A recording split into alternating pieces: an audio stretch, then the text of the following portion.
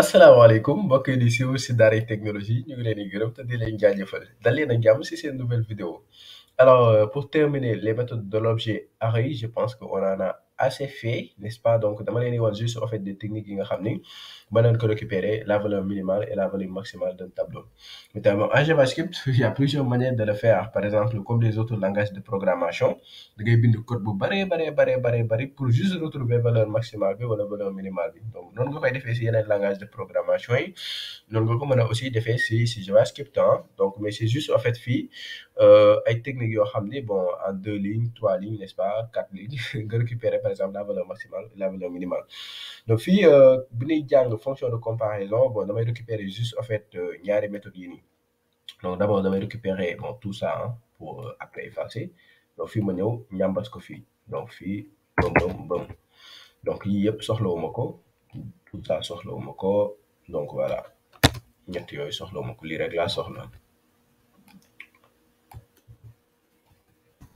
Voilà bon mën naa ko def sax sur des console.log juste pour voir par exemple fii dama naan affichage de la valeur maximale.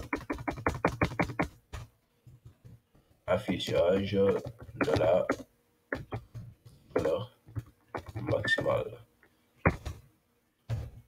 Donc fii ma def affichage de la valeur minimale.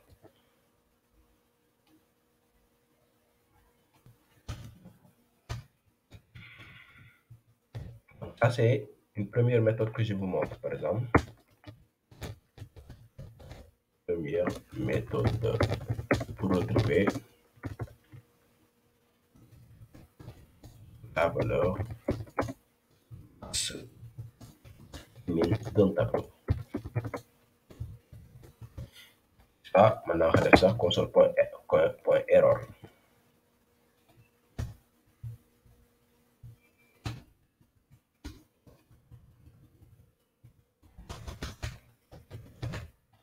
Voilà, et je répète ça.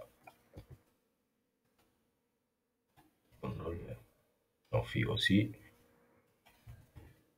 Première méthode. Voilà, je pense que c'est bon. Bon, fille, donc, je copier juste coller. Deuxième méthode. Sélection, CTRL D. Deuxième méthode pour retrouver. Donc, deuxième méthode, première méthode, par exemple, fille. Afficher la valeur maximale donc fii afficher la valeur minimale maintenant dañuy xool donc tableau original bi moo ngi nii donc valeur maximale bi lañ bëgg a afficher fii donc valeur maximale bi boo xoolee fii 100 lay doon normalement dañu war a def de telle sorte que mu retourner 100 fii aussi dañu war a def de telle sorte que mu retourner par exemple fii 5 mooy valeur minimale bi mais nan lañ koy defee comme xam nañ ni lii nii daf ñu koy trier par exemple dans plus petit au plus grand. xam nañ loolu par exemple fii A moins B lan def bu waxoon nan bu defee A moins B du plus petit au plus grand la léegi da ngay bàyyi ba mu trier ko ba pare par exemple fii nii bu ko trier ba pare comme fii da koy trier ba ñëw ni ko way da nga bëgg nga afficher ma puisque tableau la mën naa def crochet yi dernière valeur bi parce que bu ko trier du plus petit au plus grand ça veut dire que bi mujjee mooy le plus grand te moom lañ bëgg a récupérer léegi nan lañ koy récupérer dañ koy jox par exemple la taille du tableau fii taille du tableau point length moins 1 pourquoi ñu wax moins 1 en réalité boo defee par exemple point 2 le tableau point length moins 1 dafay positionner par exemple si dernier élément bi comme fii par exemple taille tableau bi fii 1 la 2 3 4 5 6 si tu vois léegi 6 moins 1 ça fait 5 comme fii c'est comme si que da nga ni ko 5 léegi lan ñu si tax ñu yokk ko moins 1 parce que boo xoolee tableau bi ñun ñoo koy compter par exemple taille bi da ngay commencer compter 1 bu dee da ngay calculer taille tableau 1 ngay wax doo wax 0 da nga naan 1 2 3 4 5 6 loolu la mais bu dee par exemple tableau bi ci boppam moom 0 lay commencer mais ñun bu ñuy compter taille 1 la ñuy commencer mais tableau bi position yi 0 la léegi ñun 6 boobu ñu wax en réalité 10 bi nekkul à la position 6 mais à la position 5 xam nga fii 6 lañ compter 1 2 3 4 5 6 mais 10 bi nekkul à la position 6 mais à la position 5 looloo tax ñuy wax moins 1 fii pour wax que moins 1 parce que tableau bi si boppam 0 lay commencer donc 0 1 2 3 4 5 ça veut dire que 10 bi à la position 5 la nekk léegi fii dama naan ko récupérer ma élément bi nga xam ni moo nekk à la position 5 la taille du tableau 6 moins 1 ça fait 5 léegi fii daf lay retourner 100 bi parce que 100 bi comme trier na ko du plus petit au plus grand n'est-ce pas 100 bi moom mooy nekk par exemple mooy doon le plus grand mooy doon le dernier élément du tableau Donc ça, c'est pour récupérer juste le dernier élément du tableau. Maintenant, pour récupérer le premier élément du tableau, c'est très simple. Bi nga xam ne moo nekk ci position 0. Ginnaaw bi ma ko trier, mais par contre, il faut faire très attention, reverse la utiliser. Donc reverse mooy lan? Plus grand lay commencer. Donc fii mënuñu utiliser ça. À moins que fii ñu utiliser short. Mais bu dee da nga utiliser par exemple reverse, il va falloir nga defaat lii pour récupérer la valeur la plus. Lii ngay defaat quoi à la place au lieu de 0. Mais fii dañuy utiliser short, ñu daal di koy jox 0 tout simplement. Bon, ñu actualiser pour xool ce qui va se passer au lieu dans l'explorateur de fichier. Je tape sur entrée. Donc fii si console bi lay xewee F12. Donc fii yéen a ngi gis première méthode pour retrouver la valeur maximale, afficher la valeur maximale, mu ngi may afficher 100, afficher la valeur minimale, mu ngi may afficher toujours 100. C'est pas normal. Parce que la valeur minimale, c'est 5. Maintenant, fii, qu'est-ce qu'on a fait? Fii, voilà, c'est pas B moins A. C'est ça que je vous disais. Il faut faire très attention. Ici, c'est A moins B. Donc fii, vous actualisez, normalement, il m'affiche ici 5. Tout continue de marcher à la perfection. Maintenant, ñu attaquer deuxième. Lii première méthode la bu ma leen di wan, n'est-ce pas? Léegi ma attaquer par exemple deuxième méthode bi. Alors deuxième méthode bi, il suffit tout simplement nga utiliser par exemple benn méthode bu ñuy wax apply, n'est-ce pas? Max.apply de l'objet mat. Donc c'est des choses qui sont très faciles. Hein? Donc par exemple, il suffit tout simplement nga ni fii damay def tout simplement CLG. Donc fii ma defaat commentaire afficher la valeur maximale. En une seule ligne nga récupérer la valeur maximale.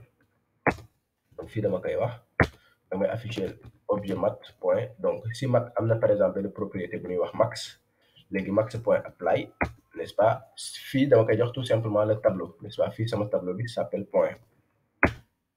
C'est uniquement ça. Donc afficher la valeur minimale. Même chose là, sauf que si on utilise max, il faut utiliser min.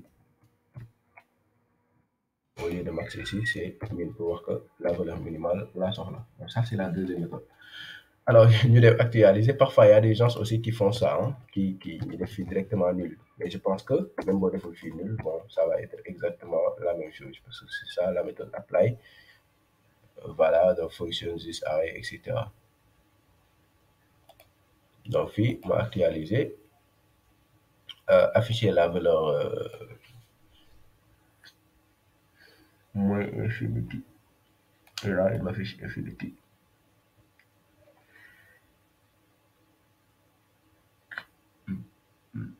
Bon, c'est vrai quand même, parce que pourquoi? Vous devez utiliser la méthode apply. N'est-ce pas? Forcément, il faut qu'on me dise nul bifi. La méthode apply qui est comme ça. Donc, apply, c'est pas obligatoire. Vous devez utiliser apply, puis donc nul. Donc, si j'actualise, et voyez, vous avez 100 ici, vous avez 5. Maintenant, il y a deuxième manière de faire, par exemple, sans apply. Donc, si on arrive CTRL-C, CTRL-V, CTRL-C, CTRL-V. Donc, maintenant, on a sans apply. Par exemple, si, oups, on utilise apply. Mais vous devez dire apply, figure où est nul. Aussi, même chose. Donc, je vais dire nul à ce niveau-là. Et utiliser apply. Donc, on va directement mat.max. Donc, fille, je pense que vous m'actualisez not a number. Not a number. Max point.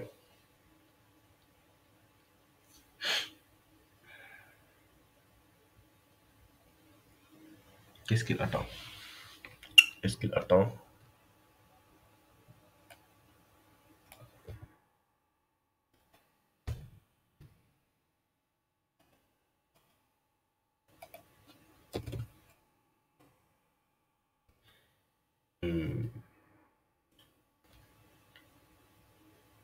Pourtant, j'ai supprimé mat.max, mat.min. Il me dit que c'est pas un nombre. D'accord? Si je fais le number de ce truc-là, not a number. C'est pas grave. On va continuer avec notre première méthode qui marche à la perfection. On est parti juste nul et on avance. Bon. Voilà. Je pense que peut-être c'est moi qui s'est trompé. Alors, vous voyez que là, il va continuer de le faire. Vous retournez, par exemple, la valeur maximale ici 100, la valeur minimale ici 5. On a utilisé juste, par exemple, mat.max.apply. Ñu jox ko fii nul, n'est-ce pas, etc. Vous voyez qu'avec une seule ligne, il y a récupéré la valeur maximale. Avec une seule ligne, il y a récupéré la valeur minimale. Avec JavaScript, di nga gis ñoo xam ne dañuy utiliser la boucle for wala la boucle while, n'est-ce pas, di def des conditions très difficiles pour récupérer la valeur maximale et la valeur minimale. Donc astuce yooyu laa leen bëggoon a jox sama gars yi ba jox leen rendez-vous si beneen vidéo incha allah parce que je pense que si vidéo bi on a fini les méthodes de l'objet array. Donc li si des c'est juste en fait la pratique, n'est-ce pas, continuer de pratiquer, pratiquer et de pratiquer. Donc ma jox leen rendez-vous si beneen vidéo incha allah.